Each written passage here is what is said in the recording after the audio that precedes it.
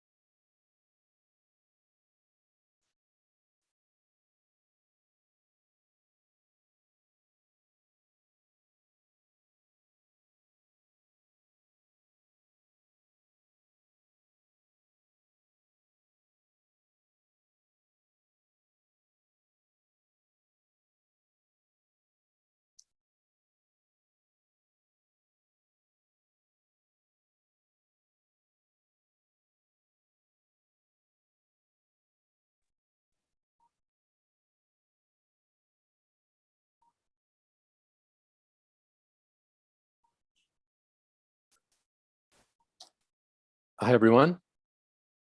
Are we a go? I'm here. Okay. You're hearing me okay, Chris? Yeah. Okay. Great.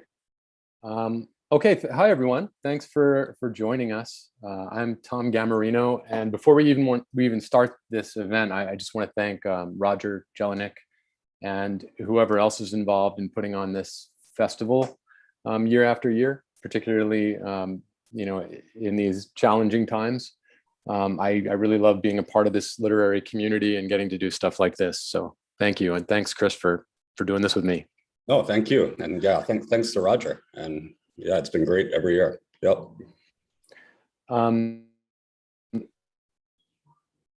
So I imagine he probably needs no introduction, but I'll give him a little one anyway. Right from the back of his beautifully designed book, the one we'll be talking about. Chris McKinney was born and raised in Hawaii on the island of Oahu. He has written 6 novels, including The Tattoo and the Queen of Tears, a co-authored memoir, and the screenplays for 2 feature films and 2 short films. He is the winner of the Elliott Cades Award and 7 Kapala Po'okelo Awards, and has been appointed visiting distinguished writer at the University of Hawai'i at Mānoa. Chris, we're going to talk plenty about your book, but before I start talking about it, I thought maybe you would want to say a few words about it, set it up for those who haven't read it, maybe read a little. Yeah, I guess the first thing that I would say when you sort of boil it down, what this book is it's a murder mystery. And it's beyond that, it's set in 2142, which makes it speculative fiction / sci-fi. It's set during a time in which people extend their lifespans with hibernation tech. There are giant underwater buildings, and it's also technically it's set in Hawaii. So I would say that this book has a little bit of this and that. I guess you could call it sort of fusion, or maybe a mixed plate of fiction. So what I'll do is I'll read a couple of pages, and I'll read from the beginning to give people an idea of what this world is like. So 40 years ago, in the year 2102, the asteroid Seshoseki hurled toward Earth at 19 miles per second. Only one person could spot it, Akira Kimura, scientist, savior, hero of the goddamn human race. She did so with the largest telescope ever built atop the tallest mountain on Earth to map its trajectory and engineer a weapon to counter it. Ascalon, the cosmic ray that saved the world. It fired with so much energy that its path remains visible, a permanent slash across the sky. People call it Ascalon's scar. 1 in every 4 girls born in the last decade is named Ascalon, including my youngest daughter, who's nearing 18 months. Irritating, but my wife insisted. At least the name's popularity is down from the 1 in 2, which it was after those world-saving events. I guess that by now, only half the population can recall the name Seshoseki, the killing rock, but everybody remembers Ascalon. Probably doesn't help that Akira gave the asteroid a Japanese name, but being Japanese is coming to mean less and less anyway, being white, Black, Latino too. 177 atmospheres below sea level in Volcano Vista, the world's largest sea scraper, is where I'm heading. That used to be crush depth of a super sub, but we beat crush depth like we beat global warming, Seshoseki, and 60 being old. I'm 80 now, finally the right age to collect Social Security, but I'll need to grind away another 5 to 10 years. I'm on my 4th marriage and quite a few kids, but Ascalon is the most like me. Can't sit still, never sleeps, loves to walk backwards. It's probably deluded and egomaniacal to like that she takes after me. I'm basically old enough to be her ancestor. The older I get, the more I care about numbers. I think about them too damn much, which is funny because I'm getting worse at running calculations in my head. At least my IE can do that for me. The elevator opens and a boy, maybe 16 and completely tat-dyed blue, steps out. He's got the indifferent swagger of a teenager and androgynous pink hair draped over the right half of his face. He's trying hard not to look like a cartoon. Maybe that's all we ever wanted from the beginning, to look like cartoons. Well, we're certainly succeeding. We all wear the same snug, temp-controlled foam fit spun from synthetic yarn coated with conductive metal. It's like an old school wetsuit, except it's got a scaly metallic sheen to it that can change pattern and color. Some people, like my wife, like to wear a thin overcoat over theirs. Kids nowadays, they like to retract the sleeves and midriffs, while us older folk constrict it to take advantage of its girdling abilities.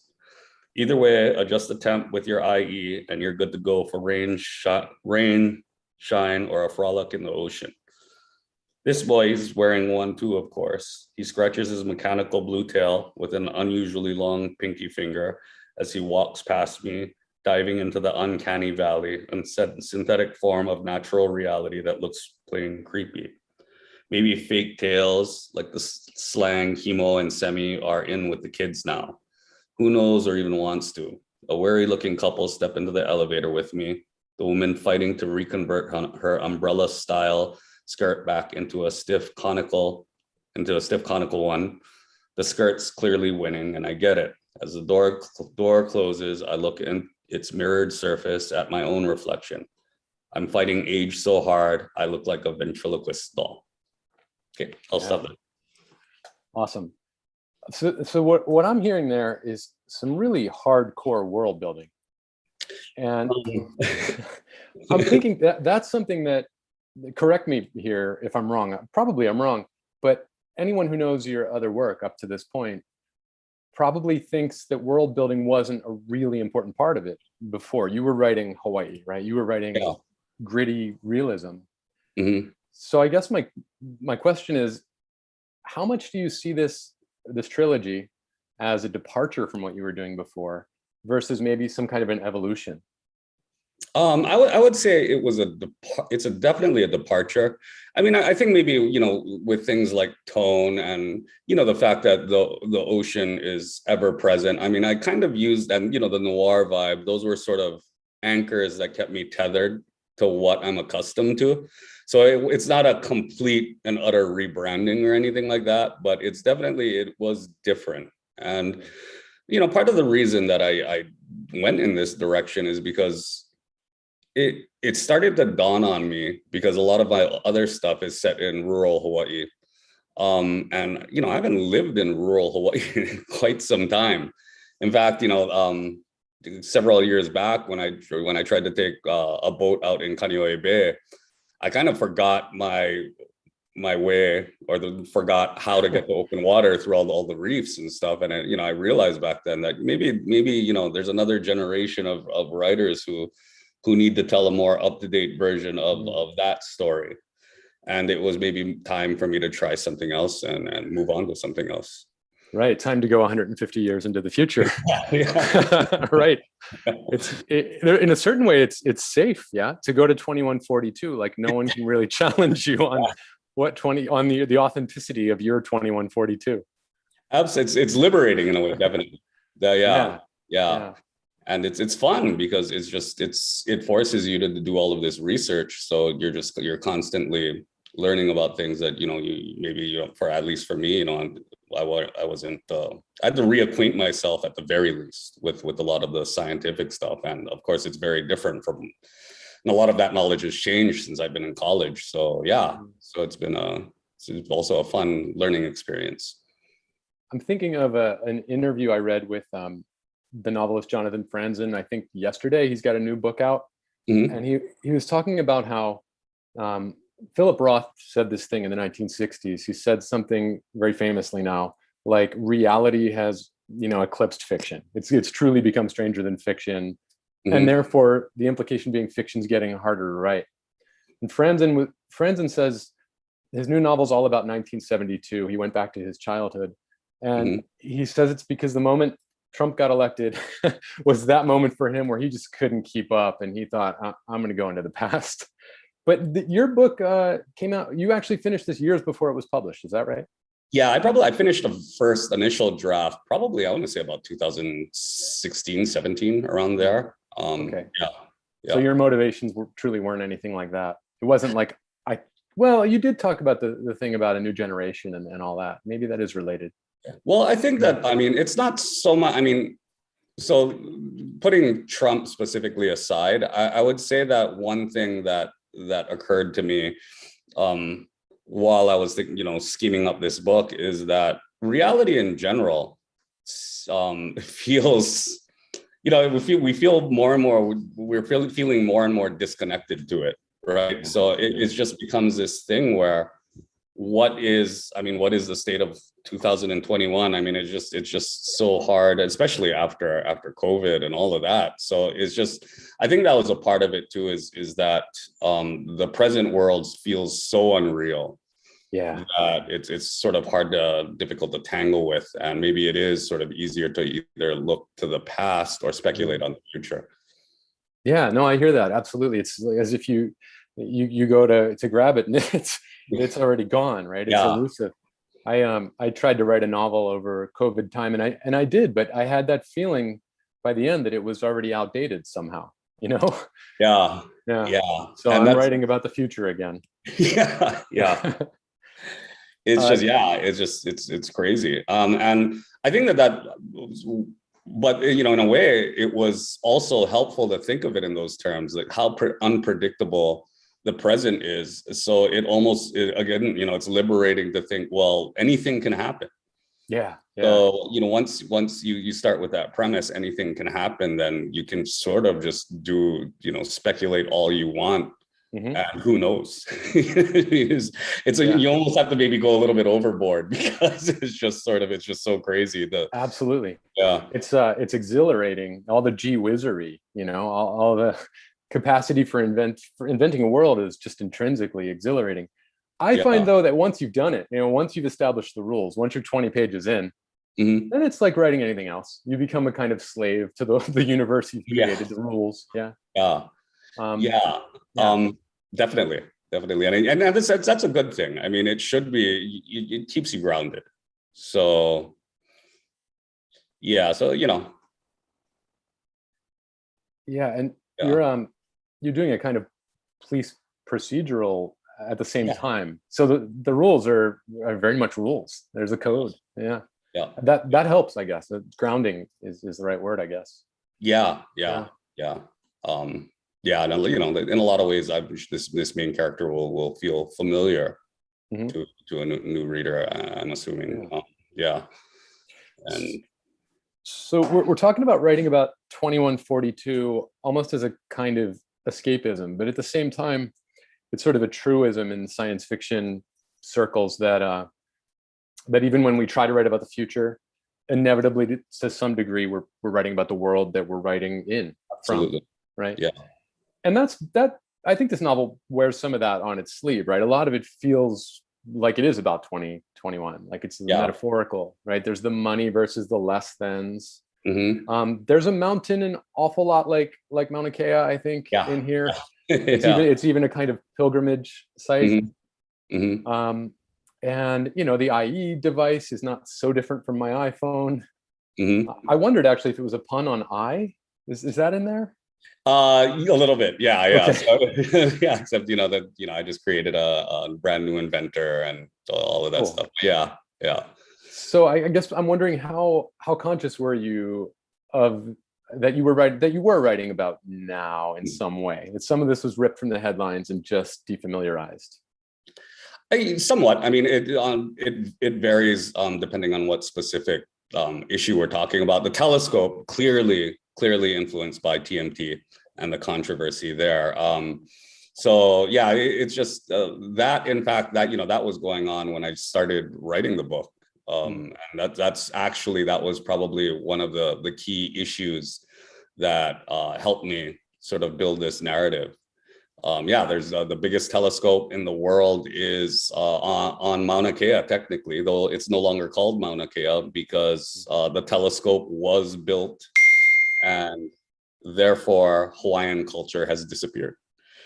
So it's just sort of it becomes because I don't really have strong, passionate political beliefs but on that one I think that it is dangerous to say that it trading science for culture is ethical. Yeah. So yeah, so that's definitely part of the book. So that's a present day thing that informs the story. I would say the other thing too that I sort of just can't get over is that we live in an era now where we have access to more information than ever before, and easily obtainable information, right? It's right at literally at our fingertips. And I also at the same time look and think, and we're not smarter for it. If anything, it's making us less smart. Yeah. And the other thing too is that it's just sort of, I remember when opinion, or at least, I mean, I'm not gonna I'm not gonna be nostalgic or anything like that, but it did seem to me that, or it does seem to me that opinion now is actually, it resembles belief, just belief with a capital B more than opinion. And I think that's kind of the sort of stuff that's thematically that's intertwined in the novel. Yeah. I listened to a podcast the other day with Steven Pinker. He's got a new book about rationality, and he was talking about how actually belief is not a single thing. There's some certain people, who kind of embrace the scientific method. We mean a certain thing by belief. Yeah. Whereas other people, it's sort of is close enough. I mean, he was really talking about QAnoners in particular, and how they may not literally believe what they believe, but they think Hillary Clinton is a terrible person, and that's really all they're saying when they talk about Comet Pizza or whatever. Yeah. It's interesting you talked about.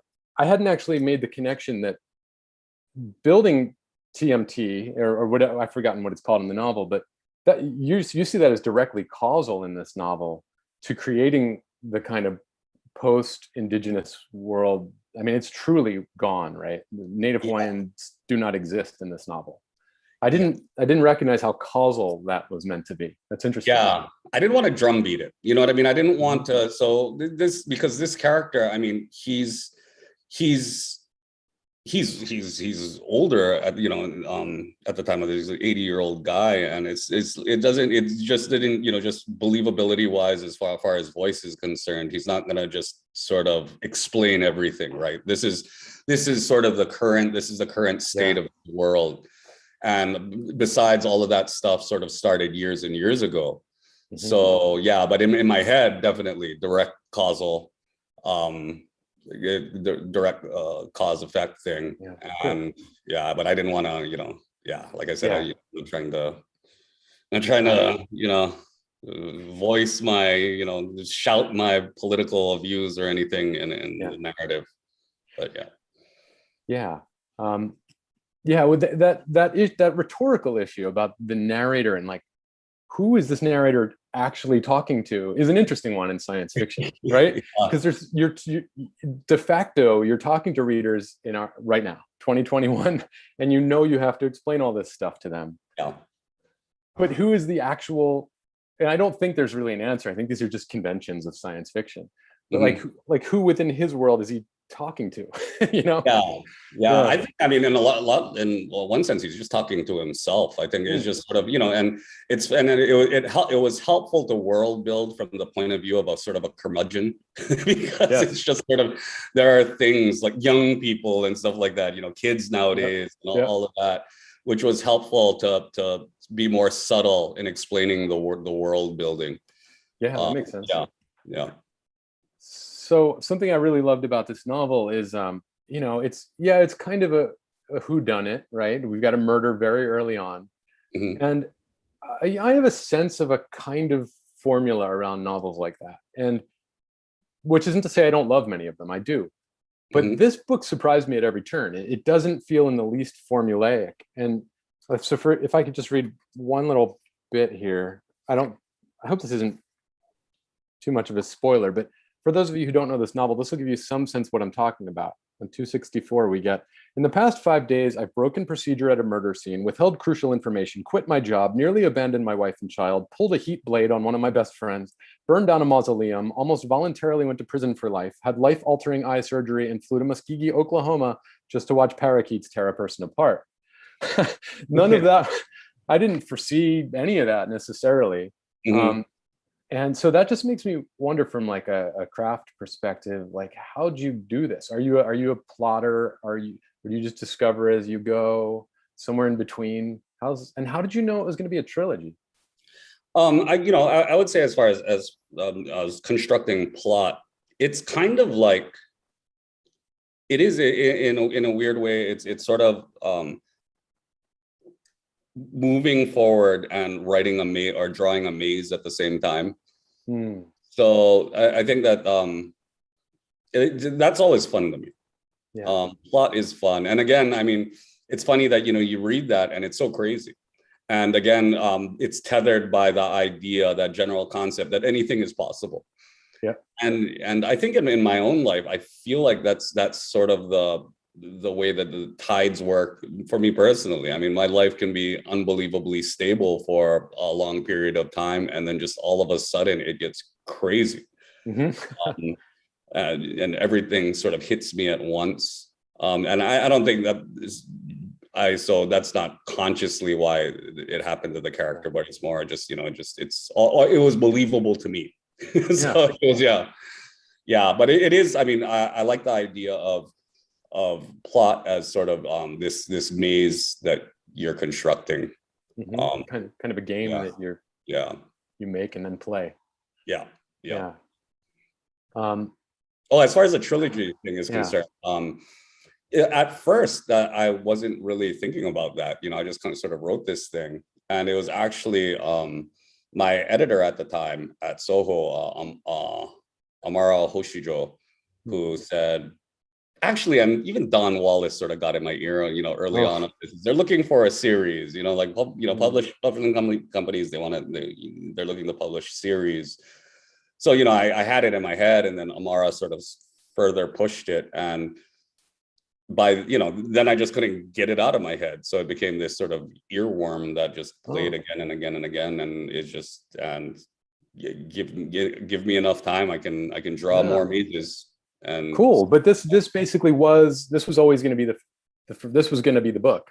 this is, yeah, that was Yeah. going to be the book. And then during the process, after a very, very early draft, when people like Amara and Don sort of got in my ear, then I started sort of thinking about it Yeah.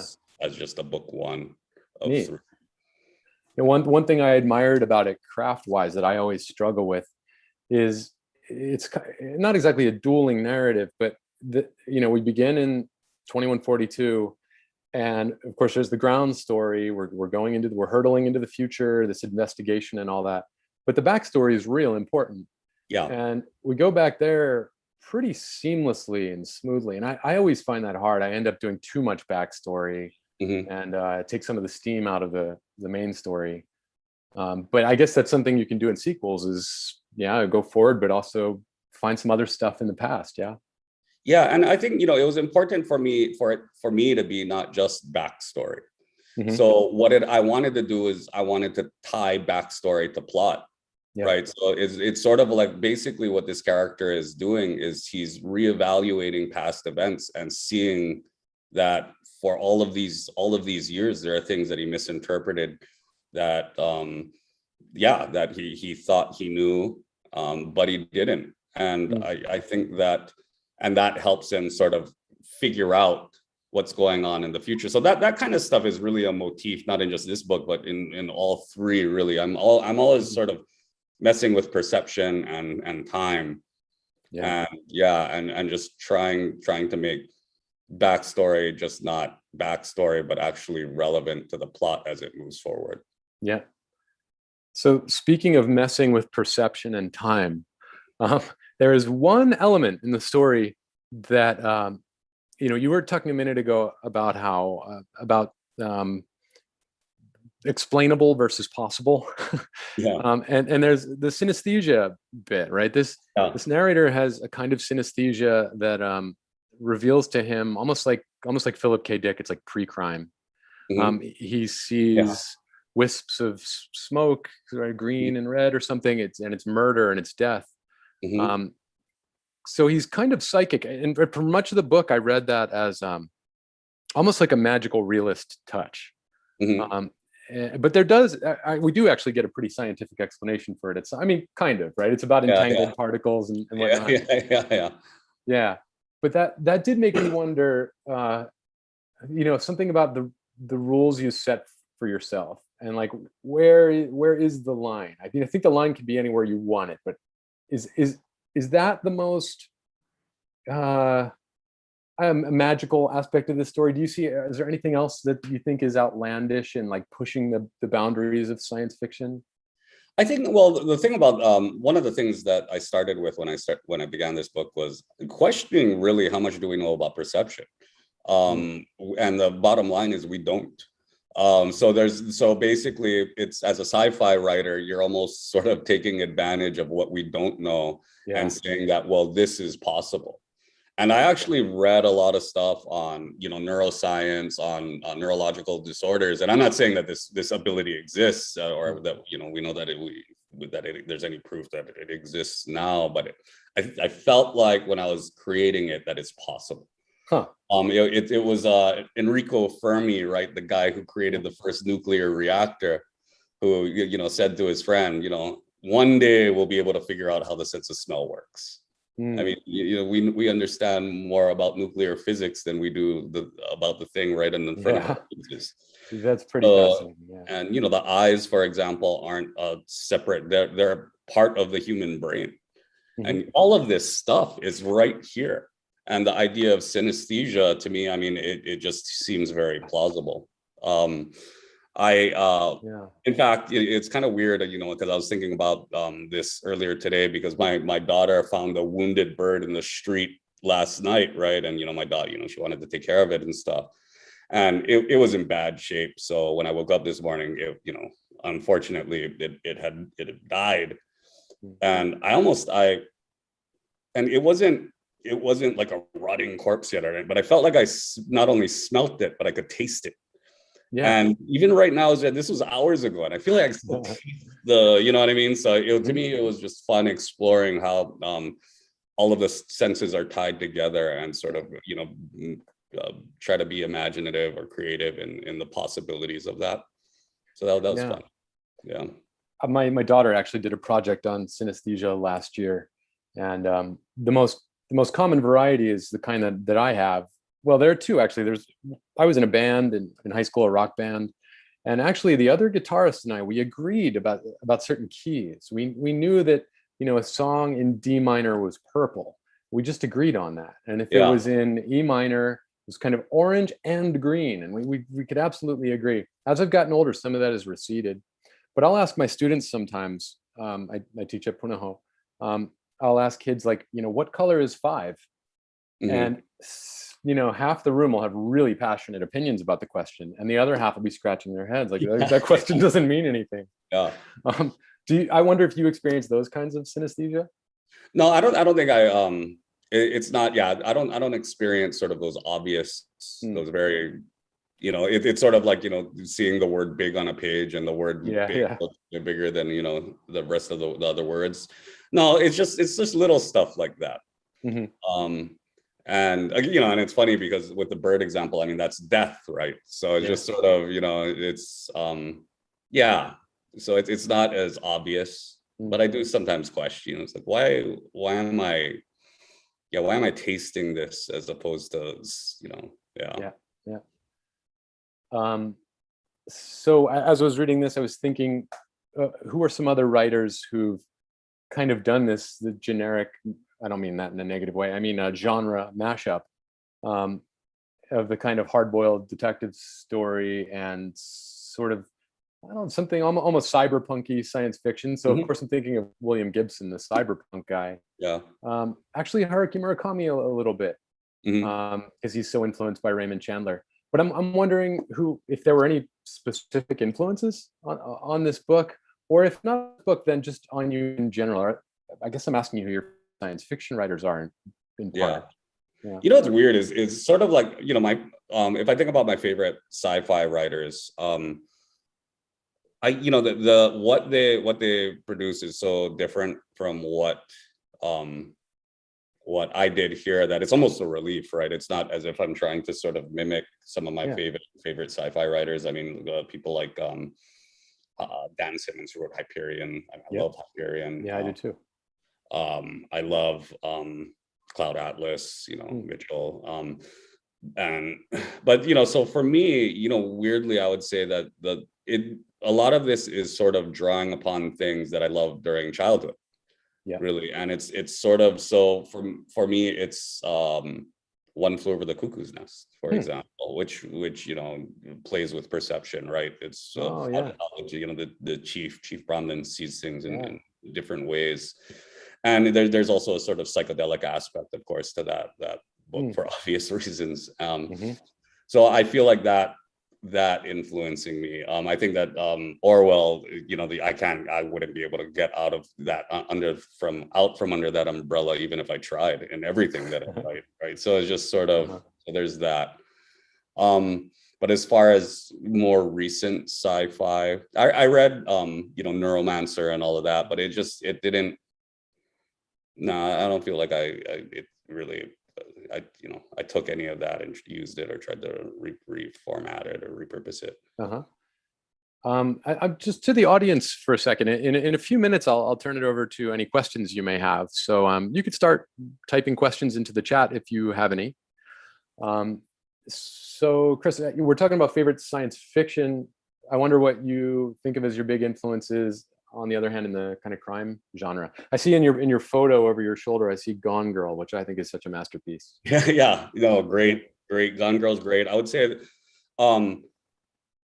anything written by Richard Price, I'm in. George Pelecanos, basically the Wire guys, the guys who are novelists and then wrote for the Wire. Love those guys. Chandler, of course. So and it's almost like the Chandler stuff is just so permeated in our culture now. It's almost not even a direct influence, right? True. So you can watch a movie like Dark City or something like that, and you get the vibe, and it just sort of rubs off on you. So that's actually, I find that to be true of science fiction in general too. I started a science fiction class at Punahou about 10 years ago.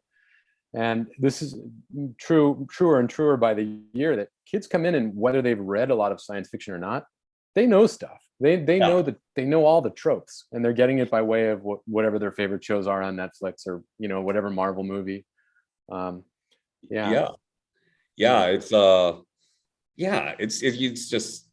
all around us. Can't escape it. It's like you can't escape knowing who the Kardashians are. Sorry, you can't escape any of this. I have really quickly, I'll tell you a sad story. I got to meet John Steinbeck's son one time. Tom Steinbeck. He was pretty old, and he was on a breathing machine. I got to go to his house, and he was excited because his memoir was about to be published, and it was about growing up the son of John Steinbeck and wanting to become a writer anyway. And then just before I got to his house with a friend of mine who was our connection, his book contract had been canceled, because they needed the money to pay for Snooki's book, if you remember Snooki from Jersey Shore. I'm not, it's just, I'm not anti any of that too. I mean, becoming, honestly, becoming famous is actually hard work. I think it's harder work than people give it credit for. But it's like its own skill, right? It's just sort of like, you can play basketball. Becoming famous is actually weirdly its own skill on its own. Maybe there's not much artistic merit to it or whatever, but it is a skill. For sure. The relentless self-promotion, I guess. That's some hours you got to put into that stuff. So some of the reviews I read of this book, they bring up Blade Runner, and I can see why. And probably the cover design didn't hurt. It's so cinematic. It's like intrinsically cinematic. I mean, even if the story weren't any good, it would still be like ready-made for a film. But I know you've done some screenwriting and such. I wonder if your experiments in screenwriting has that changed you as a novelist at all? Definitely, and in this one regard, it has made me more skilled at writing plot. Oh, cool. Because it's sort of like you're limited in a screenplay. You have, whatever your 100 pages of screenplay, 90 to 110 or whatever, and you have to cram plot and surprise and rising action and all of that into that small space. And also, working with people in film and just talking with them, and that they're really, before I started messing with that stuff, they really taught me as I met them and got to know them about plot. I mean, a huge one was the director Wayne Wang, who I met years ago, and I did some work with him and stuff like that. I mean, and it's just really, they have a sort of a intuition for it, or they learned it. I don't know, but that's probably my biggest takeaway from that. As far as how it has influenced my own fiction writing. Yeah, I actually thought you were going to say something different. I thought you were going to say something about film being a visual language and maybe becoming a more visual writer, or more imagistic.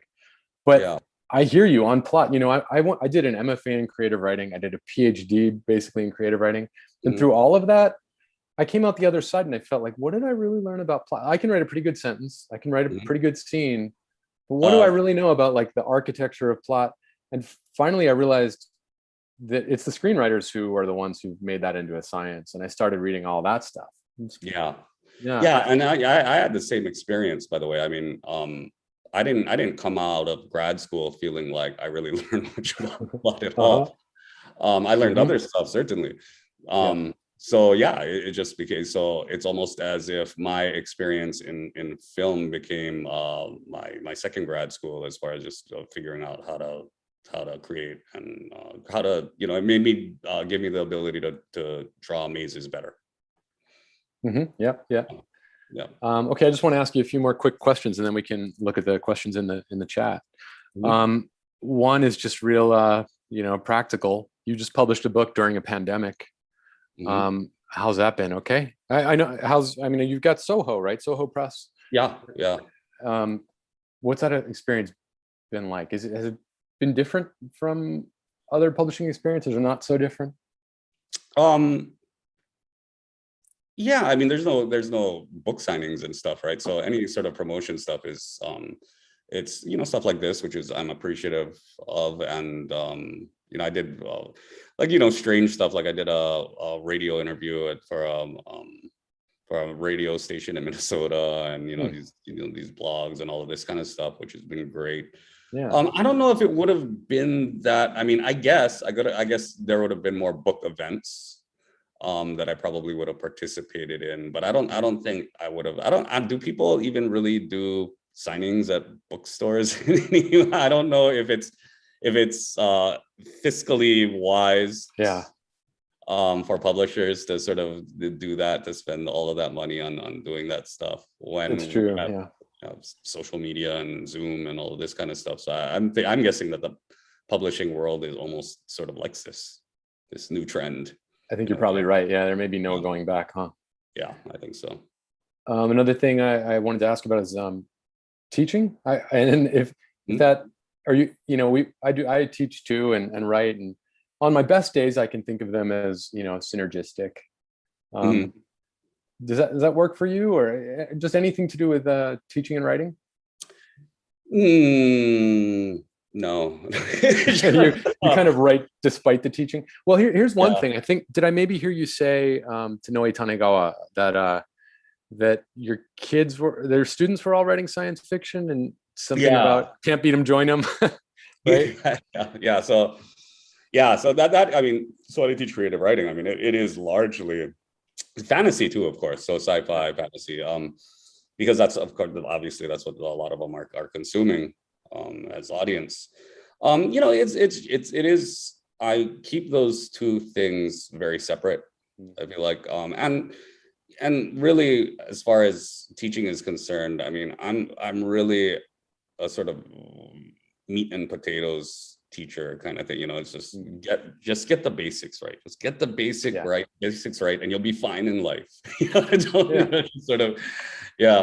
So, because nobody's really gonna be a writer or anything like that. I mean, occasionally if a student does sort of aspire for that, then that's a sort of, then that becomes another teacher-student, really a different type of teacher-student relationship. But most, most aren't in it for that. So I'm just trying to get them, get them to be able to go out there and write their way out of the odd traffic ticket. Yeah.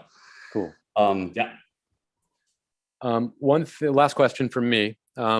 The other day we chatted a little bit, and you mentioned writing being kind of an obsession for you, and I couldn't. I mean, that's me too, right? The worldly incentives are so slight that you wouldn't do it unless you were driven probably by some demons or whatever. And I guess my question is, have you ever tried to quit? Did you ever think I really should stop doing this? Yeah, I've told myself I felt burnt out before. Yeah. So I felt burnt out before, and after, of course, after you finish maybe a project or two projects, and I'm just so over it, and it's just never stuck. So, and this is, it's been a little over 20 years now. So I guess it's just not, so I just accept it at this point. Yeah. Same here. Yeah. It's just who you are at this point. Yeah. Baked in. Okay, I'm looking at the questions. I see a question from Roger and a question from Eric Paul Schaefer. If anyone else out there has questions, please go ahead and populate this chat box. Now's the time. So Roger is asking, are you already writing the next book? Finished a draft of it. So I finished a draft of book 2? Yeah. So the publisher hasn't seen it yet, though. So I feel good about it. But who knows? For all I know, the publisher is gonna look at it and say, "Are you crazy? You can't do this." But we'll see. But I feel pretty good about it. So, and I'm pretty much finished the draft of the third one as well, a rough draft. Wow. So so they're just sort of sitting there on standby, and I'm thinking now I'm at the point of maybe thinking about writing something else. But I'm not quite sure what. I don't know. You're way ahead. Can you see yourself going back to realism, or did you catch the bug now? I think I might have caught the bug. Anything's possible, right? So I'm not telling myself that I won't do something ever again, or that we'll see. I'm just making it up as I go along, which is basically cool. Eric Paul Schaefer on the last question still, is there a release date for the next books already, or is that? No, so this, this thing is a prop. So I think the release date for paperback is next summer, right? So it came out this summer in hardcover, paperback next summer. I'm not sure when book 2, I guess somewhere around there. The book is also out on Kindle, digital and as an audiobook. Did you read the audiobook? I listened to some of it. Oh no, did you read it? Oh, okay. No, and it was funny. I was talking to the publisher, and they're saying, they gave me samples of the guy who they wanted to do the voice stuff, and that's a job. That's like a profession. Oh yeah. And I'm not a professional voice guy, so it was just sort of. And my thing was, thank God. I thought you were going to ask me to do it. And they were laughing because they said a lot of their authors, actually, they wanted their authors to give it a shot. I do not. Because, and you listen to him too, and it's sort of, the way he reads it is way better than I could ever read it out loud. So it's just sort of, I'm just thankful that. I'm glad you had that experience. I kind of had the opposite experience with Jellyfish Dreams, which I know you read. Audible made that audiobook. Terrific book. Oh, thank you. You're kind. But I can't in good conscience recommend the audiobook. I don't think they got the right reader for it. Wow, I'm lucky then, because I didn't, so I just went straight to the Kindle version, right? So, and it was just sort of, I might have bit on the audiobook version. I think it's pretty bad performance. I'm going to do this because I learned that the guy who read it died 2 weeks after he read it, so I kind of give him a pass. I also learned that he starred in my single favorite Star Trek episode, Darmok, from The Next Generation. So he gets a pass, but he did mispronounce about 100 words, including my name. So that wasn't great. I'm sorry to hear that, man. Win some, you lose some. So Eric Paul Schaefer asks, one of my favorite parts of this novel are the asides like this one. Quote, anyone who says don't dwell on the past and only look forward is a self-deluded dimwit blinded by pixie dust of guilt and regret. How much are these quick observations a conscious motif in the work? Conscious, they are a conscious motif. And again, it's sort of I think that these observations, if you think about it, I mean, really what he's doing is he's judging.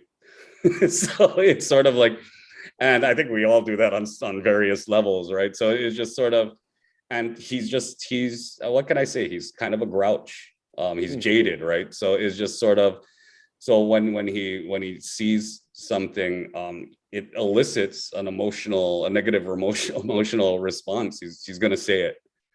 And that's just part of who he is. And I think it's a part of who a lot of us are. And it's the thing that I try not to be, right? I mean, I try my best to turn that off. Because I don't like when I get into that mode. I don't like that about myself. And I think the main character has less control over it. And so there's also a level of self-loathing when it comes to this character. Yeah, well, he's been through some stuff. Yeah, he's been. He's also 80 years old, right? He's a guy a break. Yeah. Well, I'm all out of questions. It looks like the audience maybe too, and we're about to come to a close. So, Chris, I just want to thank you. This was fun, and I really love the book. Can't wait for the next two. And thank you very much for doing this, and thanks for the kind words. This has been great. I'm glad you were the one who came to moderate, man. It's been great meeting you, chatting with you, and we'll chat more in the future. Yeah, absolutely. Well, thank you very much. And thanks again to Roger for putting on the show. It was fascinating to listen to that, and I learned a lot. I even learned how to read your book, which I look forward to. I do have it. Thank you, Roger. Thank you very much. Both, and keep on going. Thank you. Thank you. Aloha. Thank you, Roger. Aloha.